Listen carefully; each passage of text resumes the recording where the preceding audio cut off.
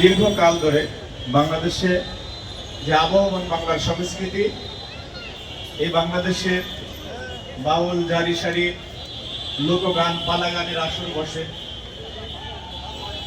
এবং আমাদের লোকজ শিল্পীরা আমাদের প্রাত্যহিক জীবনের সুখ দুঃখ, আনন্দ বেদনা, সামাজিক বিভিন্ন অবক্ষয়, সুফিবাদ, ভাব দর্শন, বিভিন্ন বিষয়ে গানের মাধ্যমে বাণী প্রচার করে থাকেন।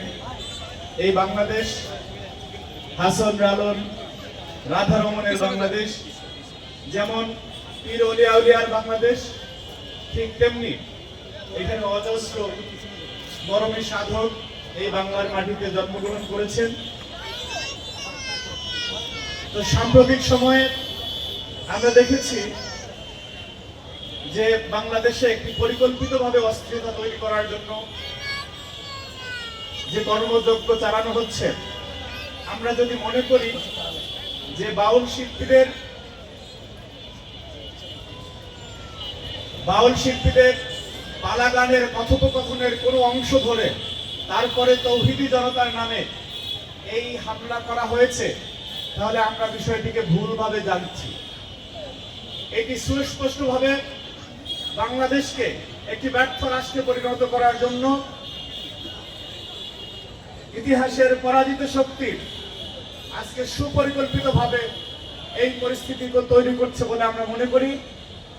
কারণ বাউল হোক অথবা অন্য কোনো পেশার হোক, সাংবাদিক হোক, বুদ্ধিজীবী হোক, বিশ্ববিদ্যালয়ের শিক্ষক হোক, ব্যক্তিগতভাবে বক্তব্যে, কথোপকথনে যে কারো ভুল হতে পারে, সেই ভুলের জন্য তাকে প্রায়শ্চিত্ত করতে হবে, অপরাধ করলে তার শাস্তি হবে।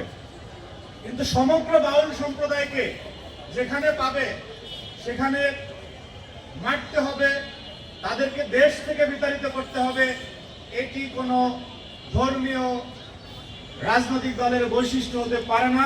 এটি এক ধরনের ধর্মান্ধ উগ্রতা বলে আমি মনে করছি। সুতরাং যেই বাংলাদেশের আবহমান কাল ধরে লোকজ সংস্কৃতি চলেছিল, আমরা দৃঢ়ভাবে বিশ্বাস করতে চাই যারা একটি বিশেষ পরিস্থিতি তৈরি করে বাংলাদেশকে গণতান্ত্রিক মহাযাত্রায় উত্তরণের পথকে বাধাগ্রস্ত করতে চায়, তারা এই জঘন্য কর্মকাণ্ডের সাথে জড়িত। আমি যে এখানে দাঁড়িয়েছি, আমি ছাত্র দলের একজন নেতা, আমার কাছে মনে হচ্ছে যে এটাকেও একটা মিসইনফরমেশন দিতে পারে, যেহেতু অপতথ্য, অপপ্রচারের সংস্কৃতি চলে, যে আমি মনে হয় ইসলামের বিপক্ষে দাঁড়িয়েছি। আমি মুসলমানের সন্তান, বাউল, জারি সারি যারা গায় তাদেরও প্রত্যেকেরই ধর্ম আছে, কিন্তু কোন ধর্মে কাউকে এই ধরনের লাইসেন্স দেওয়া হয় না যে আপনি ইচ্ছা মতো কাউকে পেটাবেন, সমাজ থেকে বিতাড়িত করবেন। বাংলাদেশে সকল ধর্মের, সকল মতের, সকল পথের মানুষের জন্য নিরাপদ আবাসভূমি হবে বাংলাদেশ। সেই লক্ষ্যেই সাম্য, মানবিক মর্যাদা এবং সামাজিক সুবিচারের বাংলাদেশ প্রতিষ্ঠায় এদেশে মুক্তিযুদ্ধ হয়েছিল এবং তারই ধারাবাহিকতায় 24 দেশে গণঅভ্যুত্থান সংঘটিত হয়েছে। সুতরাং আমরা স্পষ্টভাবে অনুধাবন করতে পারছি যে কোন বিশেষ শক্তি, কোন বিশেষ গোষ্ঠী যারা কিনা 5ই আগস্টের পরে বাংলাদেশে তাদের বক্তব্যের মাধ্যমে সবচেয়ে বেশি ফিতনা ছড়িয়েছে, সমাজে বিশৃঙ্খলা ছড়িয়েছে, তাদেরকে বাউল বিতাড়িত করার কোনো লাইসেন্স বাংলাদেশের মানুষ দেয়নি। সুতরাং তারই প্রতিবাদে আজকে এই যে প্রতিবাদী গান অনুষ্ঠিত হচ্ছে, সেখানে আমি ব্যক্তিগতভাবে একজন সংস্কৃতি মানা মানুষ এবং সমাজের সচেতন মানুষ এবং বাংলাদেশপন্থী একজন নাগরিক হিসেবে আমি সংহতি প্রকাশ করছি। সবাইকে ধন্যবাদ। আমরা বাংলাদেশে এই অরাজক পরিস্থিতি তৈরি হতে দেব না, ইনশাআল্লাহ।